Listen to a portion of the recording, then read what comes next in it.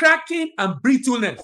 Lead that are prone to cracking and become brittle, especially in cold temperature. Lead can become prone to cracking and brittle. Opt for material that is suitable, that with suitable impact resistance.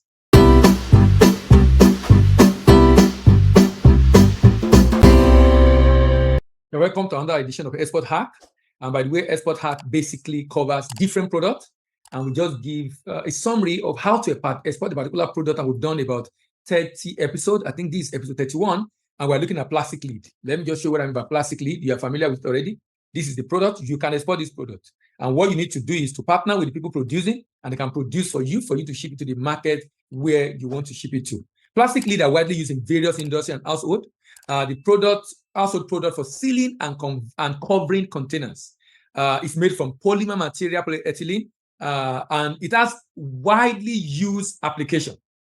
And this includes in food and beverages packaging. It's also used in cosmetic and personal care product. It's used in pharmaceuticals. It's used in household and industrial products. And of course, it's used in different sectors. Depending on what you want to do, the idea is to be able to, and there are different types, to be able to cover the item. There is snap-on lead, there is a screw-on lead, there is hinge lead, there is tamper-evident lead, and there's push-on lead. So there are different kind of plastic lead. Now, this is where specification come in. What kind of plastic lead does the buyer you are trying to talk to interested in? What type of plastic lead is the buyer interested in? Now, the demand is so interesting to know that the global demand for plastic lead is over $66 billion. That's interesting. Global demand for plastic lead is over $66 billion. That's interesting for me and giving you an idea that, look, this is a very huge market. Very, very huge market. The Oceania demand in South America is about 1.49 billion. The demand in Oceania is about 1.54 billion. The demand even in Africa, so if you want to export to African country, $2.6 billion. The demand in Asia is about 13.4 billion, and the demand in North America is about 17.5 billion. The largest demand, about half of the global demand for plastic is for Europe, and it's about $30 billion. The largest buyer of this product is US. US consumption of plastic lead is 16% of global production, followed by Germany, 7.2% of global production, followed by France, 5.1% of global production, followed by United Kingdom and Canada and Mexico. These are the countries with huge demand for this product. Now, if you want to export this product, you need to check out the packaging consideration. Ensure that the packaging material are compatible with the plastic lead to prevent any chemical interaction. Remember, it's made from chemical. Anything used to packaging it is such that there is no chemical interaction. Utilize durable and robust packaging material to protect the plastic lead during transit. Remember, it's plastic lead. It might be covering drinks, food items, pharmaceuticals. So you need to ensure it's well protected and durable. Common packaging material include corrugated carbon boxes and plastic crate. Design packaging that provide proper cushioning and protection during physical damage. Consideration should include the shape, the size, and of course the weight of the lead. Internal cushioning material is necessary, such as bubble wrap or foam insert, to protect the individual plastic lead from scratching against each other and from denting. And it's important you label it, stating the quantity of lead, the product specification, the handling instruction, the country of origin, and any other requirement, depending on the country where you are shipping it to. If the plastic lead are sensitive to moisture and environmental conditions, use a weather-resistant, moisture-proof wrapping. Why? To be able to ensure you protect it in transit. The number of plastic lead that fit a 20-foot container depends heavily on the number of factors. It depends on the lead size and design. It depends on the packing method. It depends on the pallet utilization.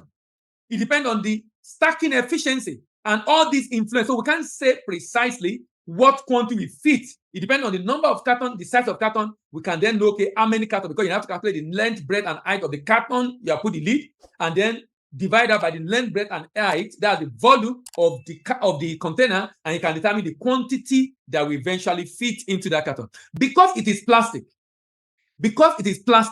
then you don't need a serious documentation for shipment. You need your export declaration NXP if you're in Nigeria. Then, of course, you need the CCI, Clean Certificate of Inspection, and the SGD, that's for pre-export document. Then on the post-export document, of course, the invoice, the packing list, the bill of lading, the certificate of origin if required, material safety data sheet if required, the labeling, and any compliance certificate that is required of you if you are trying to export this product. Before I close, let's look at some of the pitfalls or the problem that people face if they want to export this product. Number one is dimension variation. Dimension variation. Inconsistency in dimension of plastic lead to improper fit on the container. Dimension variation. Implement strict quality control measure during manufacturing process to ensure uniform dimension.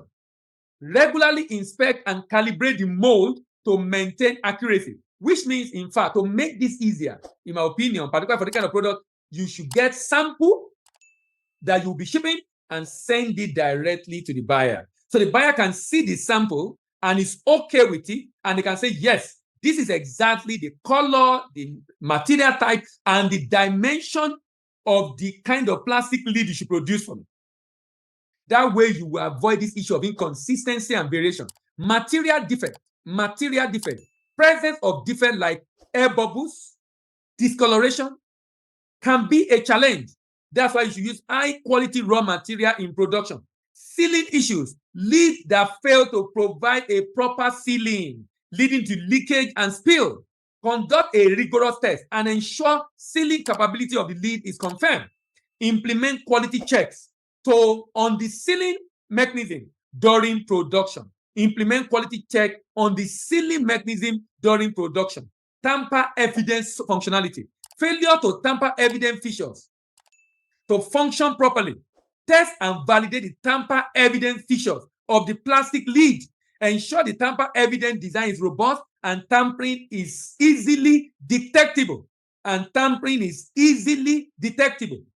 Cracking and brittleness. Leads that are prone to cracking and become brittle, especially in cold temperature. Lead can become prone to cracking and brittle. Opt for material that is suitable, that with suitable impact resistance. Conduct testing and temperature variation. In all this, you see that quality control can help you prevent a lot of issues that is peculiar to the exportation of plastic lid. If this edition of Export Hack, we are hacking into different export products and provide this solution to different export products. If this edition has been of help to you, give it a thumbs up. If you want to learn more, you can visit our website. We have the Export Hack in detail for 82 different products. And you can find those details right there on our website, or you go into the description and you can also find details on how to reach us to get access to other videos, including the plastic lid. Each of the videos is actually about 1 hour. So what we are doing here is just a summary to give you an idea of the value of getting the Export Hack in detail. Thank you very much for listening. Like the video, share with your friend, and remember to drop your comment or question in the comment section. My name is Dela Imibo, and I'm your export doctor, and I'm signing out.